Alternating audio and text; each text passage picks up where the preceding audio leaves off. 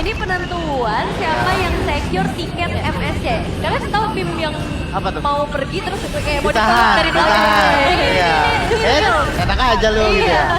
ya. Ini kan depannya tiket MSC nih. Iya. Energinya dari belakang tuh kayak not that easy. Sabar dulu, sabar Mari. dulu, sabar dulu.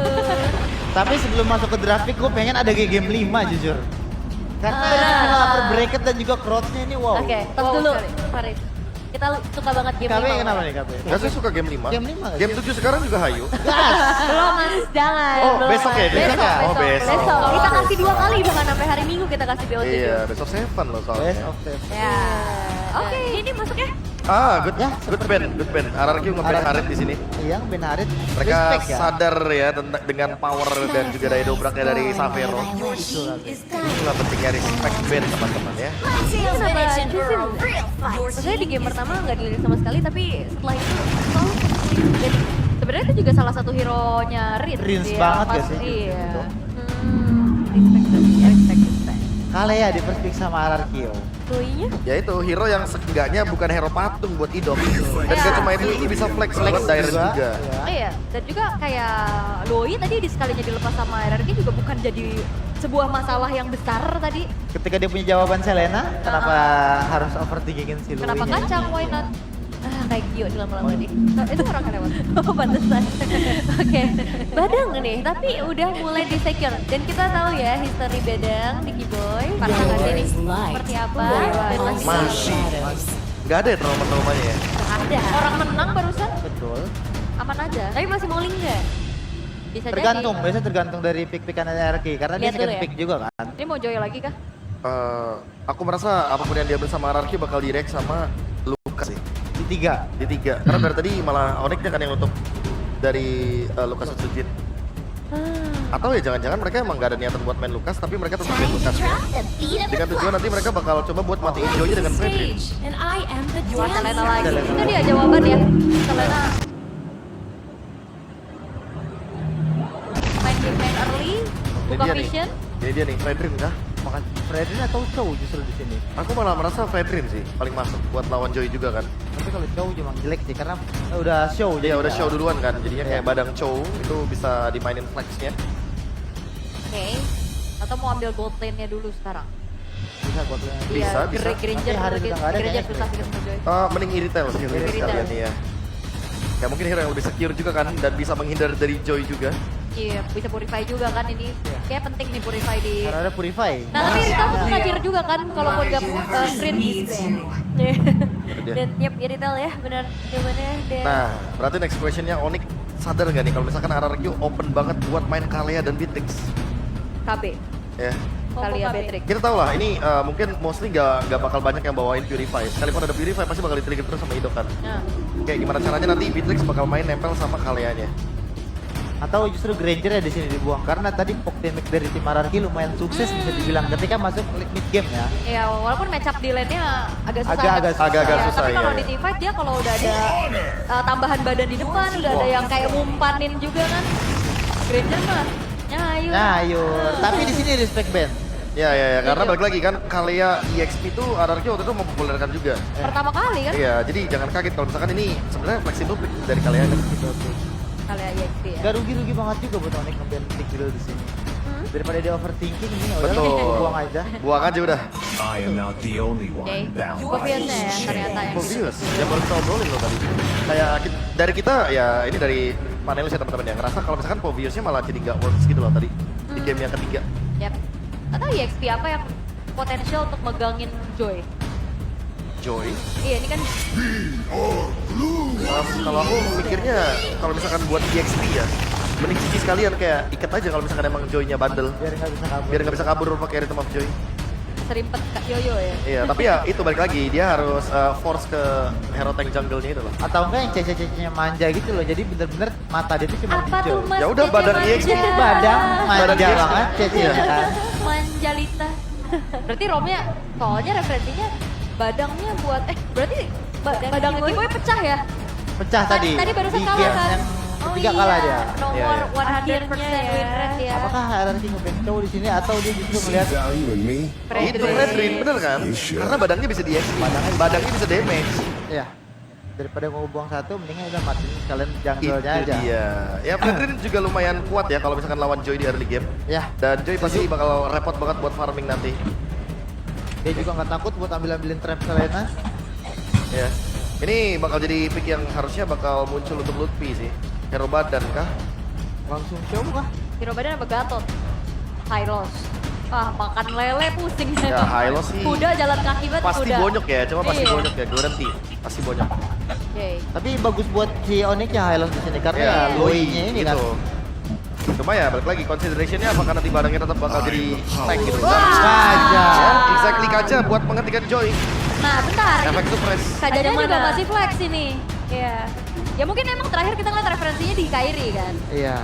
Tapi lagi dan lagi ini konsep lumayan bisa. Anomali katanya. Betul. Katanya. Flexnya banyak Kata gitu. si Gak tau ya, Gua. aku ya feeling kayak last pick-nya bisa Pakito tiba-tiba gitu loh. Karena kita tahu Damage ya. Joy di tinju sama Tinju. jabnya Pakito. Iya, benar. Itu kena burst luar biasa damage-nya. Dada gue sakit gitu kan. Digebuk sampai dadanya bunyi Sampai tuk bunyi. gitu. Oke, tapi Apakah gua- Beatrix, Be? Yang tadi lu udah mention. Ya gue suka Beatrix sih karena balik lagi ada Kalea ya. Jadi Iya. option untuk main pick off-nya jadi lebih leluasa dan poke damage-nya jadi bisa nutup untuk yang cover-covernya target dari Kalea gitu loh. Experience the use. Tembak, toy. Nyaman, nyaman. Masih mau main poknya, tapi nah gue lebih suka komposisi yang ini untuk di RRQ dibanding sebelumnya. Oke, Karena oke. ini bener-bener dia badannya banyak gitu loh, buat Ya. Selena sama Granger. Terus open team fight, close team fight-nya ada Gatot juga nih. Iya. Kalea open, ya udah pasti di close sama Gatot. di close, ada yang open, ada yang close warnya kayak gitu. Terus Langsung poknya juga saja. enak, ya. Ini Pakito atau BDDeta? Kalau emang kita asumsikan pick terakhirnya bakal ke EXP. Masya. Oh, Masya tadi Ben. Lepas loh. Kita baru sadar. Diganti Harit ke Masya ya. Ya, tentu ada Badang, ada Masya, mereka butuh petinju. Mereka butuh tinju ya. Ya. Oke, kalau kita selesai sudah, ini dia drafting dari game keempat kita, match point. Masih jadi pertanyaan, tiket KMS-nya juga masih kita cari pemiliknya bersama Ranger Mas dan Lin Kocol. Terima kasih banyak panelis. Ini dia game yang cukup menegangkan. Siap. Karena match point-nya masih di tangan dari Onyx, Lin. Setuju. Dan draft untuk Onyx ini terlihat sangat-sangat meyakinkan kembali dengan Kaja. Saat itu ada chipnya, Ji. Oke. Apakah sekarang bisa tanpa chip? Kita bakal menyaksikan, tapi gua pengen yang di festival dan juga di dalam kita berikan FPL Velodrome pada tepuk tangannya. Biarkan Rawamangun mendengar betapa gemuruhnya di Royal Derby match kali ini. Let's go to the lane of down. Match point masih di Onyx. Satu langkah lagi menuju ke MSC. Tapi jangan salah sangka Raja, gak gampang memberikan tiket tersebut. Masih ada halang rintang, draft yang berbeda, konsep yang akan lebih agresif. Dan ya, Badang Kiboy yang masih punya draft bagus. Bahkan lihat flicker langsung digunakan oleh Kiboy, dia tahu dari Susujin bisa 2 kali punya anak tangga dan Kiboy bisa tumbang di depan sana kalau nggak dipaksa untuk menggunakan flicker. Iya, tapi ini yang seperti gue bilang kemarin kan, kalau ada chip dan juga Loi, oke, ini ada 2 teleportation. Belum support ajanya. Trill, ada Impurex juga, tidak secepat itu tapi tidak. Oke, tapi one by one situation. My God, Kairi, jarak 2 poin. Dengan 2 teamfight yang berbeda membuat pasukan dari tim Onyx juga nggak bisa melakukan cover. RRQ juga nggak bisa melakukan cover. Jadi bisa dibilang, kalau tadi Kairi memaksa Susujin sampai sekarat banget, itu berbahaya untuk Susujin sih. Tapi ini masih ada satu. Lele! Jangan lupakan. Lele itu juga sakit di early game loh, Lim. Retribution oke, keluar dua-duanya. Terlambat. Tapi level 4 nih sekarang untuk Kairi. Gue penasaran, akankah ada gerakan awal, adakah serangan dari awal atau nunggu Sansi 4? Divernya di cancel lagi, gak boleh pulang sama Idok. Ya, Idok memang salah satu roamer bandel juga. Jujur cukup menjadi roamer yang cukup mengerikan. Tapi Kairi sekarang dengan Ring of Order-nya, ini dengan Ring of Punishment-nya dia bisa untuk mendapatkan turtle dengan retribution kalau dia mau. Iya, ada damage yang lumayan besar ya. Apalagi, Oke, lihat di depan sana. Retribution berhasil didapatkan. Satu informasi, jangan lupakan, Masya pernah di tangan dari Lutfi. Dan satu hal, sekarang RRQ bisa fokus gak pecah belah. antara Kairi dan juga Masya tersebut. Ya, karena Kairi akan bermain berempat, Masanya akan main sendiri. Betul. Dan nanti Lutfi dia bisa langsung ngambil ke arah point. Itu tau Granger dia nggak punya dash yang cukup baik untuk kabur. Mengandalkan spell, iya tapi Lutfi juga punya spell. Makanya harus dijaga. Mungkin nanti Idok, mungkin nanti Dairen yang harus nempelin ke arah Toy. Dan di situ biasanya saatnya Samero bersinar. Oke, di balik itu semua kita menyaksikan ini agak cukup unik. Invasi junggle-nya ini juga nggak ada hentinya. Lihat Kairi bahkan dia tahu dia nggak mau ngasih sedikit pun chance dari itu Sujin untuk bisa nge-invite. Dia nggak kasih celah. Cuma dengan adanya gold laner yang masuk ke dalam sana ini berbahaya banget. Kenapa gue bilang berbahaya, Lim? Lihat Xavero, dia clear dengan sangat cepat dan udah mulai terlihat sedikit permainannya, Lim. Oh iya. Masalahnya gini. Iya. Di awal, Oke. Onyx belum punya damage. Mengandalkan Sans menurut gua gak akan bisa. Oke. Satu item setidaknya dari Lutfi diajak tim fight baru bisa. Nah, Lutfi ini terlihatnya juga sedikit-sedikit gitu loh. Berbahaya, gak maksimal. Kalau dia terlihatnya maksimal mungkin bisa dikomit. Tapi karena kelihatannya oke muncul, gak ada sebentar, Benar. hilang lagi, split, muncul, hilang sebentar. Jadi untuk Aranq dengan tidak adanya Loi atau tidak adanya Chip, dia nggak bisa respon cepat. Belum kelihatan semua ya. Dari powernya atau potensinya sebenarnya udah mulai kelihatan. Iya. Tapi itu kalau udah jadi item pertama, Tapi emphasis kalau- ini jadi kunci loh. Tapi kalau kita lihat film, sambil kita menyaksikan, visionnya jelas. Kalau Loi-nya dapat, kalau Loi-nya nggak dapat vision, ini nggak jelas sama sekali. Oh lele. Nah, connect. Dan hati-hati loh. Target dari Diversion bisa jadi tidak ada initial trap-nya. Emphasis udah jadi. Tapi kondisi kali ini, walaupun kita melihat Aranq awal jalannya mulus, tapi beat to the late game jangan sampai dilupain, Lim. Itu dia Diversion. Oke, langsung ada dispersion di belakang sana. Lutfi menuju ke arah Sujin. Di zoning out begitu saja. Tapi nampaknya Kiboy hampir termakan. Para pasukan dari tim Aranq mendapatkan Lutfi. Dan bahkan Lutfi melakukan distraction dengan sangat manis. Tapi sedikit sayang. Retribution Kairi. What a steal total from Kairi. Sebenarnya yang setup Onyx juga loh. Dan distraction dari Lutfi tadi gak sempat ternyata membeli waktu sampai Turtle diamankan dan Xavero balikin keadaan. Ya, bisa kita lihat buying time yang diberikan lama. Tapi cuma cukup sebentar waktu mereka mendapatkan turtle, nggak bisa panjang. Iya. Karena Lutfi-nya juga nggak tahan lama sebenarnya. Dia 1 bar XP langsung hilang, 2 bar. Dan tadi sampai spellnya loh yang dibuka, flickernya udah nggak ada. Ya walaupun positifnya memang Turtle untuk Onyx. Tapi meskipun begitu, lihat di depan sana, Toy bakal dipasang Kiboy. Flicker for defensive masih berhasil diselamatkan. Membuat Toy tidak bisa ditumbangkan. Tapi jangan lupakan kayak ini menjadi penjatuhan. Hilang sekejap. No Flicker dan Kairi di penjatuhan. Satu hukuman yang berhasil dimiliki dari seorang Kairi terhadap Toy. Membuat Toy tertunduk lemas tak berdaya. Tapi di sisi lain ada Lutfi juga yang tumbang nih. Continuous damage yang pasti. Sujin bisa menumbangkan darah Lutfi yang begitu banyak. 3 bar HP bersama dengan Dairen. Tsunami Slam Commit. Ternyata perhitungannya matang. 1 tukar 1 walaupun ya kalau ngomongin rugi lebih rugi Aranq karena yang hilang Toy. Iya, tapi melihat dari Lutfi memang bukan di early game, powernya di arah mid or late game, dia cuma cukup jadi ini doang, cannonball. Udah dia cukup boom, meledak sekali, lanjut atau enggak, yang penting targetnya tumbang. Iya. That's it. Tuker ya. Even dia tumbang setelah itu pun nggak masalah. Nggak masalah, emang itu tugasnya. Cannonball, 1 kali tembakan yang penting meledak, pastikan dapat 1 poin. Ya tinggal targetingnya aja nih. Entah Toy, entah Sujin. Menurut gua dua-duanya ini bisa banget untuk ditarget. Malah menurut gua, kalau Dairen muncul depan hidungnya aja bisa dikomit. Tapi agak berat sih jujur Dairen. Dia experience, dia punya level yang cukup sebenarnya untuk grow. Tapi dari era mid lane, jujur dari keduanya sama-sama nggak punya high ground ya. Seperti yang tadi game sebelumnya juga. Mereka mengandalkan team fight, mereka mengandalkan initiate. Dan Kaja dari Kairi masih belum terlihat untuk dikerjakan sempurna. Oke, tapi nampaknya di depan sana langsung coba dipasang dengan Tsunami Slam. Tapi ternyata Sujin dengan Kiboy yang terlalu lembut di depan sana berhasil ditumbangkan oleh para pasukan dari tim Aranq. Pertukaran bahkan kali ini tidak terjadi. Turtle di tangan dari tim Aranq, 1100 gold difference. Ini menandakan dari cannonball mereka belum siap dirakit. Meriam mereka belum siap. Oke.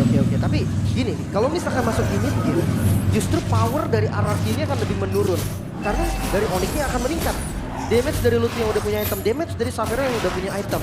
Sekarang Dairen mau ada item atau enggak, dampaknya akan berbeda ketika pick off aja. Toy dan juga Sutsujin, damage dealer mereka yang harusnya 2 item tuh udah bisa online. Oke, tapi kita bakal menyaksikan di mana map control jujur Onyx masih pegang kendali. Sekalipun kondisinya Onyx kalah 800 atas 1000 gold, map control mereka cukup baik. Tapi lihat RRQ, gue seneng banget sih sama trap yang ditaruh oleh Prince. Itu seakan-akan memang ngebuka dan ngedeteksi, tapi Savero Oke, Savero di-commit. terlihat dan di komit begitu saja. Avatar of Guardian berhasil dapatkan, tapi lelenya gagal. Informasi yang sangat mahal, no more revive for this time. Ya terlalu jauh sih tadi. Sebenarnya mau di backup juga, tapi nggak bisa yang terlalu komit. Apalagi lihat dari Lutfi yang masih belum mau join. Ke arah Blade of Despair ya untuk item kedua sangat cocok sih. Kairi, Thunderbelt, dan di sisi lain Tsunami Slam, tanpa ada komit, mereka tidak bisa mendapatkan apapun. Tapi kalau di komit, sekalipun Kibo yang paling keras itu bisa dimakan. Nah, meskipun dengan ada Kibo yang mereka dapatkan, selama kondisinya mereka tidak memiliki map control, objektif netral pun gak bisa mereka komit, Lip. ya. Itu akan terjadi untuk kesekian kalinya backdoor, apalagi mereka punya Lutfi, Onyx. Benar.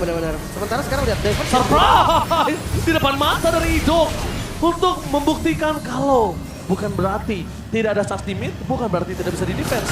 Dia bisa datang kapanpun. Itu hanya motong travel time aja loh. Jadi belum kelihatan sampai saat ini untuk diversion yang agresif. Masih belum terlihat juga untuk pick off diversionnya. Mereka bisa lempar Lutfi mungkin. Kalau memang kurang mungkin bawa bareng sama Kairi-nya. Kairi datang dari belakang, damage langsung itu mungkin bisa jadi opsi. Tapi sekarang Lord yang muncul, RRQ. Mereka pegang kendali 1000 gold. Diamankan, masih bisa dikontes. Dari level tapi Kairi beda 2 dan diversionnya kelihatan. Oke, tapi lihat kali ini perpasukan dari tim Onyx. Mereka bakal coba melakukan setup. Dan Tsunami Slam dengan Purify berhasil mendapatkan Sorsan. Tapi perpasukan dari tim RRQ. Divide Homid menuju ke belakang Toy. Deliver damage berbanding balik dengan Savero. Level juga suruh Kairi dan hilang begitu saja. Terkena Sky Beast membuat Kairi tersiksa. Bahkan Toy free hit. Double kill. Looking for triple kill. Dan membuat perpasukan dari tim RRQ dan juga Onyx kehilangan 2 jungler, menandakan objektif masih berdiri tegak gagah menantang. Oh hati-hati Savero, damage dari Toy yang sangat terasa mid-nya berhasil dibongkar Onyx. Mereka kembali ada di posisi yang terancam. Team fight yang kembali diunggulkan oleh RRQ, pertukaran yang gak adil untuk Onyx bahkan sekarang. Dengan vision yang lebih luas, RRQ mereka bisa pegang kendali, Lord bisa mereka setup kembali. Akhirnya RRQ, sang raja, berhasil mendapatkan vision yang jelas dengan adanya mapping control di hadapan temen yang selalu dikontrol oleh Sutsujin. Itu memberikan segalanya.